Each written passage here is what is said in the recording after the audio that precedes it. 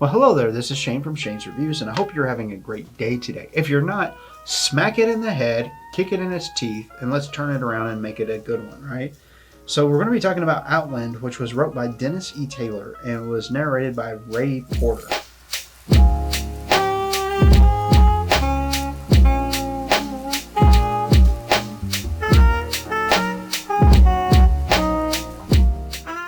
And a quick word about the production side of things. It's really well done. I enjoyed it quite a bit.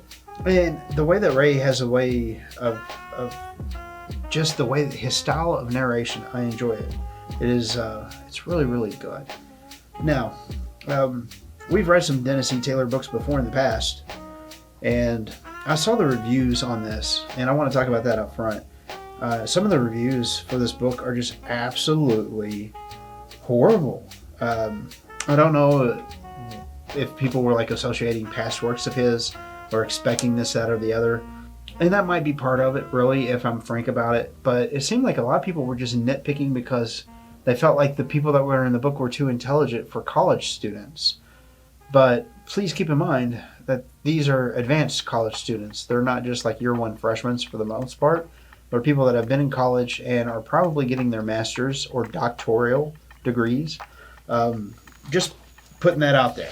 But on the same token, I didn't really have a problem with the literature in this book or the story or the way that it was told.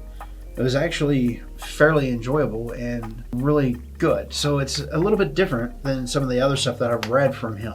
It starts out there's a bunch of college students. We get a little bit of introduction to some of them in that kind of a thing, but for the most part they're going to be going to study the active volcano and what may become the supervolcano event of the Earth period, which is Yellowstone. There's also a sub-story in here as well, and the two stories kind of interchange and go back and forth a little bit, which is perfectly fine because in the end everything comes together for the way that things wrap out. I really like the way that he took this book and took the technology in it and gave it just enough pizzazz, enough sci-fi to make it where it almost felt credible, but was so far out there. I really like the way that he took those two stories, being the technological things that are happening with one group of these students at this college, and then also the geology, really, of the supervolcano at Yellowstone. They have a group of people that go in there to take a look at that. We have another group of people that creates this portal, but it uses like this random interface, like a dice popper, to kind of lock into whatever multi-plane universe that's a parallel universe to ours, to be able to traverse to the other one, which is a very interesting idea. And I like the way that he addressed the parallel universes in this book compared to a lot of others. So some people in some books have postulated that if I decided at this point to scratch my nose or scratch my ear, then there's a branch off and there's another universe that was just created because I did that. But think about that for a second. I mean, infinite is unique, and it's hard to wrap your head around anything that's past 500 to 1,000 and seeing that and knowing what that is actually worth tangibly. But whenever you take it and do it the way that it was done in this book, where only the major events that happen on the planet or in the universe, that is what causes the split and then another parallel to come along. That is a phenomenally simple version of that, and it makes it interesting because there's only so many variants that would be there versus infinity plus one. So these college kids that have made this post and this ability to get to this other place, they've created something that is incredibly changing for the way that humans would survive and live. But they have a technical problem, so they're looking at it like it's an issue instead of a wonderful thing. And one of the characters in the book actually points this out to them. It's actually the way that it goes back and forth. I could see how some people would kind of, but it makes me wonder how many books they've read, because that's a big thing in literature anymore, is having stories hop from point A to point B. But there really wasn't a whole lot of hopping back and forth. There was like an end scene, and while this was happening here, then they were over here. And it wasn't like a huge cluster or anything like that. There wasn't any mental gymnastics that needed to be done there. It was actually a fairly straightforward read, and sure, it was a little bit simplistic, but it was also really grandiose in a way. So the question comes around, is this book anything that would be worth your time, efforts, and energies? I think it would be if you like that kind of a thing. Because, I mean, let's think about it for a second. There might be a chance for dinosaurs. There might be a chance for nothing but lava. There might be a chance for absolutely nothing but vacuum.